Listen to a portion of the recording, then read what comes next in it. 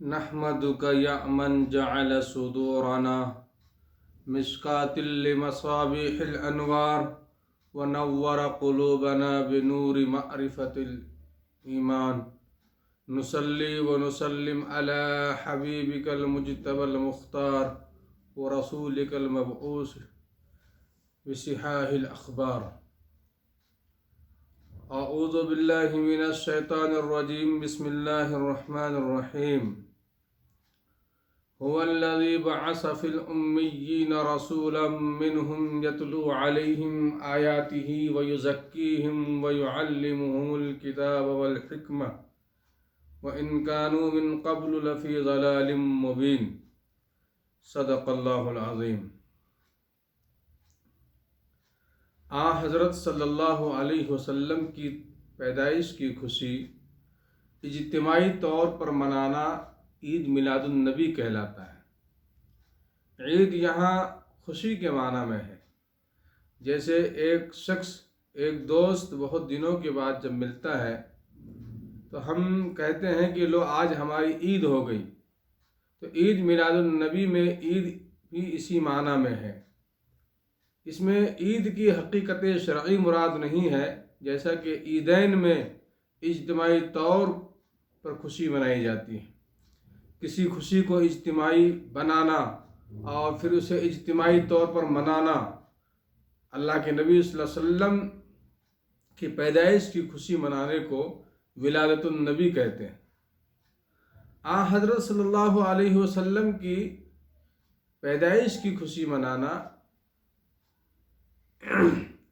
یہ کوئی ایسا مسئلہ نہیں ہے کہ آج سامنے آیا ہو. یہ وہ مسئلہ ہے جو اللہ کے نبی صلی اللہ علیہ وسلم، صحابہ کرام اور قرون مسعود لہا بالخیر میں بدرجہ اتم موجود تھا. لیکن اس کے باوجود اگر آپ کتابیں دیکھیں گے، اللہ کے نبی صلی اللہ علیہ وسلم کی سیرت پڑھیں گے تو آپ کو معلوم ہوگا کہ صحابہ کرام اور اس کے بعد دو زمانے جسے خیر القرون کہا جاتا ہے، بہترین زمانہ کہا جاتا ہے، انہوں نے اللہ کے نبی صلی اللہ علیہ وسلم کی پیدائش کی کوئی خوشی نہیں منائی. آخر اس کی وجہ کیا ہے؟ کیا آپ نے کبھی غور کیا؟ خود ان کی اولاد حضرت فاطمہ، ام کلثوم، حضرت امامہ، حضرت حسن اور حضرت حسین، یہ تمام وہ حضرات ہیں جنہوں نے اللہ کے نبی صلی اللہ علیہ وسلم کی نہ زندگی میں کبھی خوشی منائی اور نہ اپنے نانا کے لیے کبھی یوم ولادت منایا. آخر کیوں؟ اس کی وجہ کیا ہے؟ کبھی آپ نے اس پر بھی غور کیا؟ کبھی آپ نے اپنی توجہ کو اس طرف بھی مبذول فرمایا؟ ایسا نہیں ہے. دراصل بات یہ ہے کہ وفات کا تعلق، حیات کا تعلق یہ اللہ کے نبی صلی اللہ علیہ وسلم کی ذات سے متعلق ہے. اور انسان کا اولاد ہونا یہ مسئلہ بھی، بیوی کا ہونا، نکاح کا کرنا یہ مسئلہ بھی انسان کے ذاتیات سے متعلق ہے. اور صحابہ کرام رضوان اللہ تعالی علیہم اجمعین جو تھے وہ آپ صلی اللہ علیہ وسلم کو ذاتیات کے آئینے میں نہیں بلکہ آپ صلی اللہ علیہ وسلم کو وہ رسالت کے آئینے میں دیکھتے تھے. اور صرف ذات کی خوشی اگر منانی ہو تو صرف ذات کی خوشی تو ابو لہب نے بھی منائی. جس باندی نے ابو لہب کو خبر دی کہ آپ کے گھر میں ایک بھتیجا پیدا ہوا ہے تو ابو لہب نے خبر سنانے والی باندی کو آزاد کر دیا.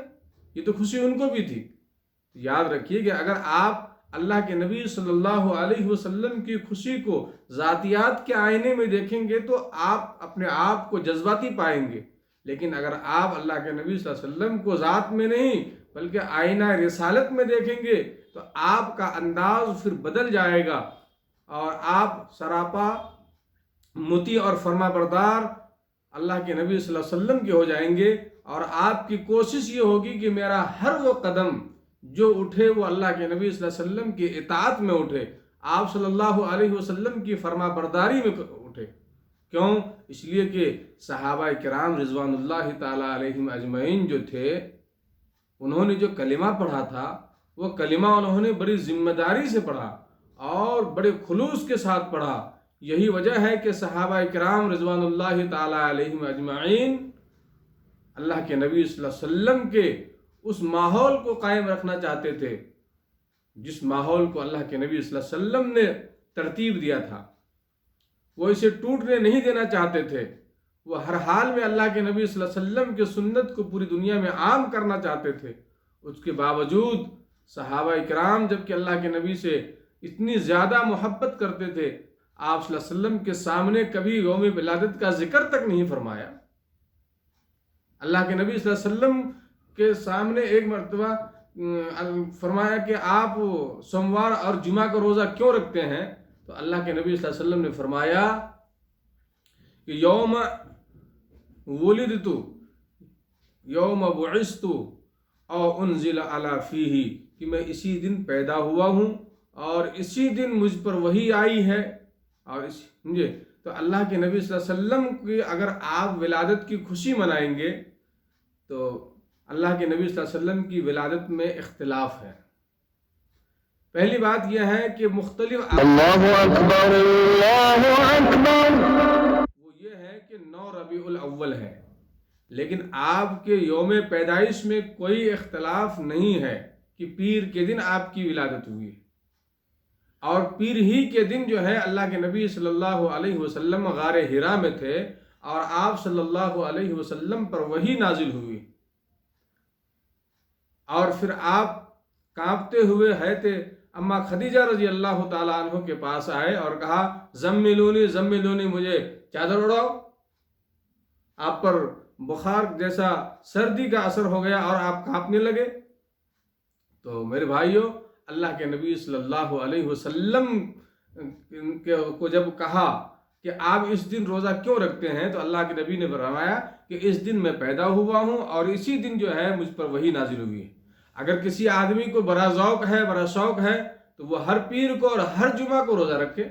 ایسا نہیں کہ ربیع الاول کا مہینہ آ گیا تو میں پیر کے دن روزہ رکھوں گا، جمعہ کے دن روزہ رکھوں گا اور ربیع الاول کا مہینہ ختم ہو گیا تو بات ختم ہو گئی. ایسا نہیں ہونا چاہیے، بلکہ آپ صلی اللہ علیہ وسلم نے کہا کہ میں اس دن روزہ رکھتا ہوں، لیکن اللہ کے نبی نے یہ نہیں کہا کہ تم بھی روزہ رکھو. تو جس کام کو اللہ کے نبی صلی اللہ علیہ وسلم نے خود کیا، اور آپ کو معلوم ہونا چاہیے کہ بہت سے اعمال ایسے ہیں جو نبی کے ساتھ مختص ہے. جیسے نبی سوتا ہے تو ان کا وضو ختم نہیں ہوتا، نبی سوتا ہے لیکن ان کا دل جاگتا ہے. ہمارے اور اللہ کے نبی صلی اللہ علیہ وسلم کے لیے 4 سے زائد بیوی کی اجازت ہے، لیکن امت کے لیے 4 پر تحدید ہے کہ یہ 4 سے آگے نہیں بڑھ سکتے. اللہ کے نبی صلی اللہ علیہ وسلم یوم وصال کا روزہ رکھتے تھے، لیکن ہمیں اس بات کی اجازت نہیں ہے کہ ہم صوم وصال کا روزہ رکھیں. اللہ کے نبی صلی اللہ علیہ وسلم نے فرمایا کہ مجھے اللہ کھلاتا بھی ہے اور پلاتا بھی ہے. تو بعض اعمال وہ ہیں جو اللہ کے نبی صلی اللہ علیہ وسلم کے لیے خاص ہے. جب اللہ کے نبی صلی اللہ علیہ وسلم دنیا میں موجود تھے تو آپ نے کبھی اپنی زندگی میں ولادت النبی کا جشن نہیں منایا، کوئی پروگرام نہیں کیا، نہ صحابہ کو اس کی تعلیم دی. تو جب اللہ کے نبی صلی اللہ علیہ وسلم نے خود اس بات کی تعلیم نہیں دی تو ہمیں کیسے اس بات کو کرنا ہمارے لیے روا اور جائز ہوگا کہ ہم اس کام کو انجام دیں. دراصل مسئلہ یہ ہے، یہ جو برتھ ڈے ہے، یہ برتھ ڈے پارٹی دراصل عیسائیوں کا طریقہ ہے کہ وہ اپنے دین میں نیا دین ایجاد کر کے، دراصل حضرت عیسیٰ علیہ السلام پر جو کتاب آئی، نہ وہ کتاب رہی نہ وہ کتاب کی زبان رہی، اور وہ کتابیں 300 سال بعد لکھی گئی ہے. وہ منحرف کتابیں ہیں، اس میں تبدیلی ہوتی رہتی ہے، جا بجا تبدیلی ہوتی ہے. وہ تبدیل شدہ دین آج مسلمانوں نے اپنے اندر رائج کر لیا ہے اور اسے وہ لوگ دین کا نام دے رہے ہیں. تو یاد رکھیے، اللہ کے نبی صلی اللہ علیہ وسلم نے فرمایا من تشبہ بقوم فہو منہم، جو انسان جس قوم کی مشابہت اختیار کرتا ہے اس کا شمار یوم محشر میں انہی لوگوں کے ساتھ ہوگا. آج ہم دین سے اتنا دور ہو گئے کہ جو دیندار احباب ہیں، جو اپنے آپ کو دیندار کہلاتے ہیں، وہ لوگ بھی اپنے گھروں میں برتھ ڈے مناتے ہیں، اپنے بچوں کا برتھ ڈے، اور لوگوں کو دعوت دیتے ہیں۔ اب تو لوگوں کو جرأت اتنی ہو گئی ہے کہ وہ مسجد کے ائمہ کو اور علماء کو اور مفتیان کرام کو باضابطہ دعوت دیتے ہیں کہ آج آپ کی ہمارے گھر پہ دعوت ہے، آج ہمارے بچے کی، ہماری بچی کی یا ہماری گھر والی کی برتھ ڈے ہے۔ یہ برتھ ڈے تو ختم ہی ہو گیا، آج کل لوگ شادیوں کے بھی برتھ ڈے مناتے ہیں۔ آج ہمارے شادی کے اتنے سال ہو گئے، ہمارے شادی کے اتنے سال ہو گئے، اس کے بھی لوگ برتھ ڈے مناتے ہیں۔ تو یاد رکھیے کہ ان چیزوں کا شریعت اسلامیہ میں کوئی ثبوت نہیں ہے، اور نہ ہی شریعت ہمیں اس چیز کی اجازت دیتی ہے کہ ہم وہ کام کریں جس کام سے اللہ کے نبی نے ہمیں روکا ہو یا ہمیں حکم نہ دیا ہو۔ اللہ کے نبی صلی اللہ علیہ وسلم نے محرم کے مہینے میں جب معلوم کیا کہ تم روزہ کیوں رکھتے ہو ایک دن، تو آپ صلی اللہ علیہ وسلم نے مخالفت میں 2 روزے رکھوائے ہیں۔ اور اللہ کے نبی صلی اللہ علیہ وسلم جوتا پہن کے نماز پڑھتے تھے، اس لیے کہ اس زمانے میں یہودی جو ہے جوتا اتار کے نماز پڑھتے تھے۔ اللہ کے نبی صلی اللہ علیہ وسلم تو ہمیں ہر موڑ پر کہا ہے کہ تمہیں ان کی مخالفت کرنی ہے، لیکن آج انہی کا نام لیوا اور انہی کی امت اور انہی کے پیروکار آپ صلی اللہ علیہ وسلم کے سنتوں کا دھجیاں اڑا رہے ہیں، اور پھر اپنے آپ کو متبع سنت، اہل سنت اور پتہ نہیں سنی جنی کیا کیا نام انجام دے رہے وہ لوگ۔ اللہ کی پناہ، اور جو سنت کے خلاف کام کرے وہ کبھی سنی نہیں ہو سکتا ہے۔ سنی وہ ہوگا جو نبی پاک صلی اللہ علیہ وسلم کا شیدائی ہوگا، جو نبی پاک صلی اللہ علیہ وسلم کی ہر سنت کو جان جان کر عمل کرنے والا ہوگا، چاہے وہ کوئی بھی ہو، اس کا کوئی تعلق نہیں ہے۔ اللہ کے نبی صلی اللہ علیہ وسلم سے صحابہ نے عرض کیا، یا رسول اللہ، ہم میدان محشر میں آپ سے کہاں ملیں گے؟ اللہ کے نبی صلی اللہ علیہ وسلم نے فرمایا، تم چاہے دنیا کے کسی کونے میں ہو، لیکن اگر تمہاری زندگی تقوی کے زیور سے آراستہ اور پیراستہ ہے، اگر تم نے اپنی زندگی میں تقوی کو اپنا شعار بنایا ہے، یاد رکھو میدان محشر میں تقوی کے اعتبار سے تم مجھ سے قریب ہوگے۔ اصل زندگی تقوی کی ہے، اصل زندگی پرہیزگاری کی ہے، اصل زندگی جو ہے سنت مطہرہ کے اوپر عمل کرنے کی ہے، نہ کہ صرف نام لے کر اور جھنڈے اور ڈنڈے لے کر راستے پر نکل جانا۔ اللہ کے نبی صلی اللہ علیہ وسلم نے تو فرمایا کہ تم اگر کوئی کام کرتے ہو اپنے پڑوسی کو تکلیف نہ دو۔ وہ نبی جب راستے پر چلتے تھے، اگر کوئی تکلیف دینے والی چیز ہوتی تھی تو نبی پاک صلی اللہ علیہ وسلم اس تکلیف دینے والی چیز کو راستے سے ہٹا دیتے تھے۔ آج اسی کا نام لینے والا اور ولادت النبی کا نام لے کر، یوم پیدائش کا نام لے کر، جو فجر کی نماز تک نہیں پڑھتا اور فجر کی نماز کے بعد اور اپنے پیشانی پر ہرے اور پیلے جھنڈے باندھ کر، ہاتھ میں لا الہ الا اللہ محمد رسول اللہ کا ڈنڈا لے کر سڑکوں میں گھوم رہا ہے اور گانے بجا رہا ہے اور طرح طرح کے میوزک لگا رہا ہے، یہ اللہ کے نبی صلی اللہ علیہ وسلم کی سنت ہے؟ یہ اللہ کے نبی کی سنت کبھی نہیں ہو سکتی۔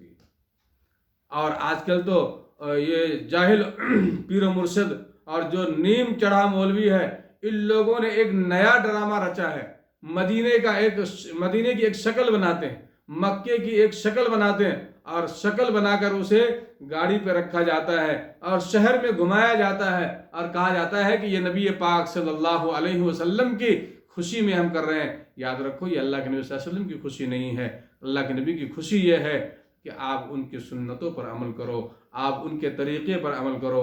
آپ ان کے لیے سب سے بہترین طریقہ یہ ہے کہ ان کے سنتوں پر آپ عمل کرنے والے بن جاؤ، تو اللہ کے نبی صلی اللہ علیہ وسلم کو خوشی ہوگی، ورنہ آپ ان کے کبھی بھی قریب نہیں ہو سکتے ہیں۔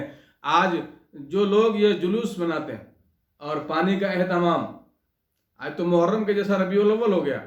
ہمارے بچپن میں آپ حضرات نے بھی دیکھا ہوگا کہ ہمارے بچپن میں اس کا نام 12 وفات تھا، اب اس کا نام جشن عید میلاد النبی ہو گیا۔ کیسے ہو گیا میلاد النبی؟ یاد رکھیے، اسلام میں نہ جشن ہے نہ ماتم ہے۔ اللہ کے نبی صلی اللہ علیہ وسلم کے آنے سے پہلے جشن بھی منایا جاتا تھا، ماتم بھی کیا جاتا تھا، لیکن جب اللہ کے نبی صلی اللہ علیہ وسلم تشریف لائے تو ڈکشنری کو اللہ کے نبی نے بدل دیا، چینج کر دیا، تبدیل کر دیا، اس میں رد و بدل ہو گیا۔ اب فرمایا کہ جشن کی جگہ پر کیا کرنا ہے؟ جشن نہیں کرنا ہے، بلکہ جشن کی جگہ پر جشن جو خوشی ہے، اور خوشی اسلام میں کسی جگہ پر رکھا نہیں اللہ نے۔ شادی میں بھی اگر جشن کرنا ہے آپ کو تو اس جشن میں جشن نہیں ہوتا ہے. فرمایا کہ جشن کی جگہ پر اللہ تعالیٰ نے اتباع رکھ دیا ہے، اور صبر کی ماتم کی جگہ پر اللہ تعالیٰ نے صبر رکھ دیا ہے. آپ کے اوپر کوئی مصیبت آ جائے، آپ کے اوپر کوئی آفت آ جائے، آپ کے گھر میں کسی کا انتقال ہو جائے، کچھ نقصان ہو جائے، تو اس موسم میں آپ کو ماتم نہیں کرنا ہے بلکہ صبر سے کام لینا ہے. اور جب آپ کو کوئی خوشی کا موقع ملے، آپ کے لیے کوئی خوشی کی بات آ جائے، آپ کے گھر میں کوئی بچہ پیدا ہو گیا، اللہ نے آپ کو دکان دے دی، اللہ نے آپ کو مکان دے دیا، اللہ نے آپ کو دولت سے نواز دیا، تو اس موقع پر آپ کو اللہ کے نبی صلی اللہ علیہ وسلم کی سنت پر عمل کرتے ہوئے شکر کا مظاہرہ کرنا ہے. جشن کی جگہ شکر اور ماتم کی جگہ صبر نے لیا ہے. لیکن لوگ ابھی بھی دور جہالت میں جی رہے ہیں، اور پھر اپنے آپ کو اللہ کے نبی صلی اللہ علیہ وسلم کا نام لیوا اور سنی فلاں اور ڈمکا فلاں، یہ وہ پتہ نہیں کیا کیا القاب سے آج نوازتے ہیں، اور ایک دوسرے پر ہم طنز کرتے ہیں. تو یاد رکھیے کہ سب سے بڑا سنی وہ ہے جو اللہ کے نبی صلی اللہ علیہ وسلم کے سنت پر عمل کرنے والا ہے. وآخر دعوانا ان الحمد للہ رب العالمین.